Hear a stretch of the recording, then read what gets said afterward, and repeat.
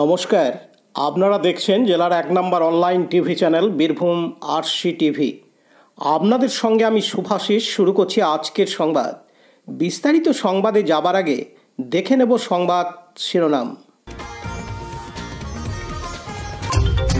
পৌষ মেলার মাঠ স্বচ্ছতা অভিযানে বিশ্বভারতীর ভারপ্রাপ্ত উপাচার্য।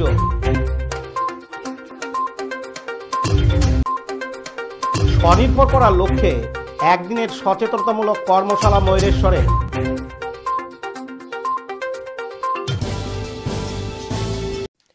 ঐতিহ্যবাহী শান্তিনিকেতনের পৌষ মেলার পূর্বপল্লীর মাঠে যথারীতি নিয়ম নীতি মেনে 6 দিনে মেলা শেষ হয়ে গেছে।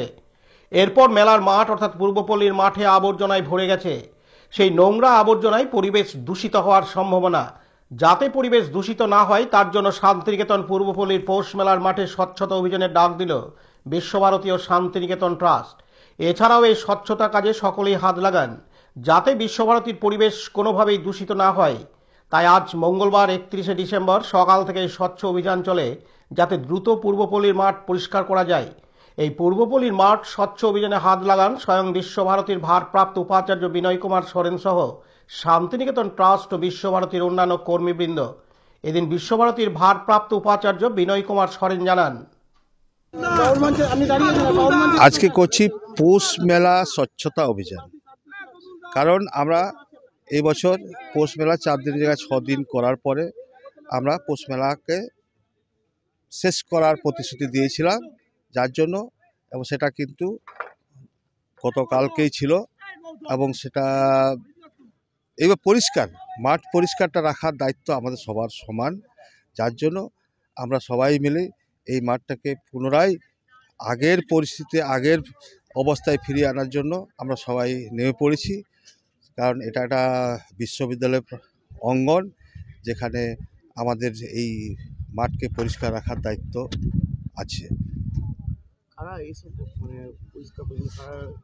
আমাদের এখানে পরিষ্কার করার ক্ষেত্রে নেমেছে আমাদের মহাদল, সাথে আমাদের যে সমস্ত কর্মী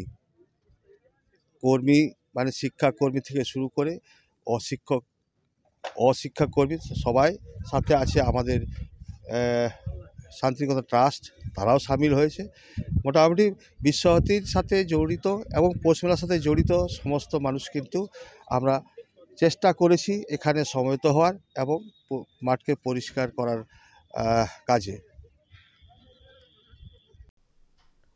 কাজী আমিরুল ইসলামের report, Birbhum RC TV, Shantiniketan. এখন বিজ্ঞাপন বিরতি, ফিরে আসছি বিরতির পর।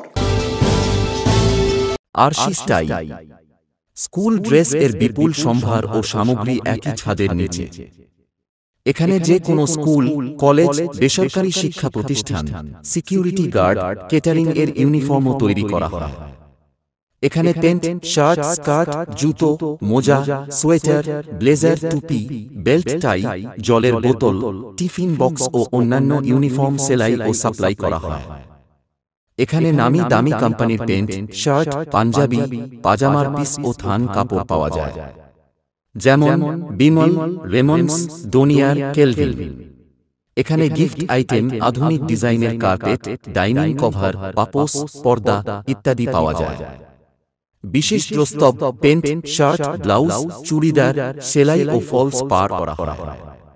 যোগাযোগ করুন 9883752306। ঠিকানা দুবরাজপুর, ফ্যাশন এক্সপ্রেসের পাশে। ফিরে এলাম বিরতির পর। জীবনের জন্য জীবিকার প্রয়োজন। জীবিকার দিশা দিতে বীরভূমের ময়ূরেশ্বর 2 নম্বর ব্লকের কোটাসুরে গতকাল 30শে ডিসেম্বর একদিনের এক সচেতনতামূলক কর্মশালা অনুষ্ঠিত হয়।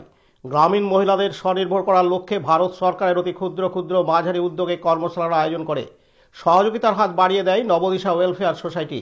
এদিন উপস্থিত ছিলেন সংশ্লিষ্ট দপ্তরের অ্যাসিস্ট্যান্ট ডিরেক্টর বিপুল দে, পশ্চিমবঙ্গ খাদি গ্রামীণ শিল্প পর্ষদের বীরভূম জেলা আধিকারিক গোপাল কৃষ্ণ বসু, কোটাসুর স্টেট ব্যাংক শাখার চিফ ম্যানেজার প্রবীণ চক্র, ফিল্ড অফিসার রূপনারায়ণ রানু, স্বেচ্ছাসেবী সংস্থার সম্পাদক সুজিত মণ্ডল প্রমুখ। এই সেমিনারে কোটাসুর, ভাবঘাটি, গঙ্গারামপুর, কালিকাপুর এবং সংলগ্ন গ্রাম এলাকার অন্তত 65 জন মহিলা ও 10 জন পুরুষ অংশগ্রহণ করেন। সরকারি আধিকারিকরা এই সেমিনারে উৎপাদিত শিল্পের রপ্তানি সংক্রান্ত নানান তথ্য প্রদান করেন। দপ্তরের অ্যাসিস্ট্যান্ট ডিরেক্টর বিপুল দে স্বনির্ভর করার লক্ষ্যে কোথায় কিভাবে ঋণ ও প্রশিক্ষণ পাওয়া যাবে সে বার্তা দেন তিনি। কেন্দ্রীয় সরকারের নানা প্রকল্প নিয়ে যেমন আলোচনা হয়, তেমনি রাজ্য সরকারের খাদি ও শিল্পোদ্যোগ এবং জেলা শিল্পকেন্দ্রের সরকারি অনুদান কোথায় কিভাবে উন্নত প্রযুক্তির প্রশিক্ষণ পাওয়া যায়, সর্বোপরি সরকার কিভাবে মূলধন সরবরাহ করে সে কথা তুলে ধরেন সংশ্লিষ্ট বিভাগের জেলা আধিকারিক গোপাল কৃষ্ণ বসু।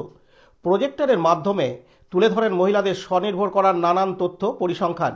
এদিন সাগরী বাগতি, মামনি বাগতি, টিঙ্কু মণ্ডল, মালতী বাগতি, দীপিকা বাগতি প্রমুখ মহিলারা এই প্রশিক্ষণ পেয়ে খুশি ব্যক্ত করেন। শম্ভুনাথ সেনের report, Birbhum RC TV, Mayureswar.